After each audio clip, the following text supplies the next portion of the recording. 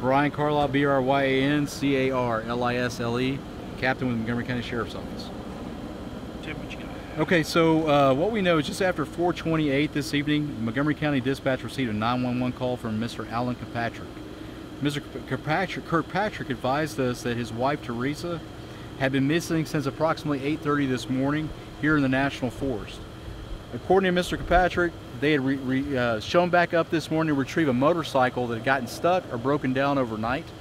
We're receiving reports that the last time that the missing was seen may have been about 5:30 this morning.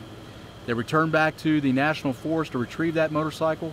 At some point, Mr. Kirkpatrick lost sight of his wife. She is a type 2 diabetic. She might have passed out, she might have fallen, we're not completely sure right now, but he did lose sight of his wife. He then proceeded to the motorcycle thinking that she would get back up and follow him. We retrieved that motorcycle, brought it back to the truck, and it's not seen his wife since. According to him, he looked for her for several hours, but the call was not made to us again until about 4:30 this afternoon. Right now, we have a lot of assets on the ground looking for Teresa. We posted her picture out through social media with all of her information. We encourage anybody that's seen her to please give us a call. Again, she is medically sensitive. We don't know when the last time she's had insulin. That's a concern. Obviously, it's been incredibly hot today. That's a concern. Mr. Kirkpatrick himself was suffering from some heat exhaustion and has been taken to the hospital where he's meeting with our detectives right now. In the air above you, as you can hear, we have DPS. They're using their FLIR unit to search for heat signatures on the ground for the chance of finding Miss Kirkpatrick. We also have K9 teams from both the Department of Corrections and the Montgomery County Sheriff's Office looking for her. We have members from the search and rescue team. We have CERT team members. We have fire department members. So in all total right now, you're looking about 80 people that are conducting a search for her in the dark of night, and we're not going to rest until we find her.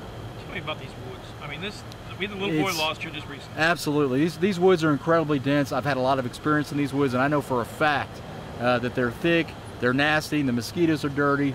They're out here, it's humid, so every minute is a minute that we can't take for granted right now. So where do we go from here? All-night search? It's all-night search until things deteriorate to an extent where that doesn't make sense for us anymore. We're going to maintain resources here all evening.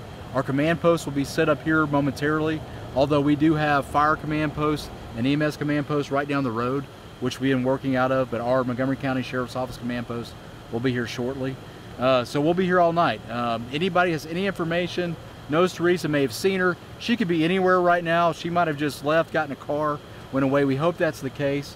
But if you've seen her, know anything about this disappearance or her being missing, we encourage you to please give us a call. Okay, what about the husband? I mean, any reason that waited that long before we called? We don't know. Our detectives are working on that right now. You can think of 1,000 reasons that might have been the case, but I will tell you that heat and severe dehydration are obviously something that we're looking at right now. Okay. And what about do they have family, like adult kids? So we don't know about family. We do know that Mr. Kirkpatrick has a mother-in-law, and she's the one that reported seeing Miss Kirkpatrick missing this morning, or at least the last time she saw her was around 5:30. But as far as extended family, of course, our detectives are looking at that right now. So where was the motorcycle broken down? Not too far from this location. They parked close to this intersection and went down maybe 200-300 yards to look for the motorcycle. Was it a dirt bike? It's a dirt bike. Yes. They're riding trails, basically. Correct.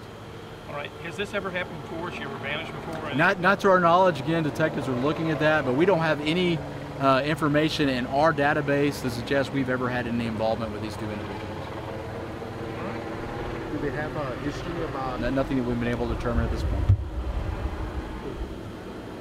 Once again, can I have your name and title? Yeah, it's Brian Carlisle, BRYANCARLISLE, Captain with the Montgomery County Sheriff's Office.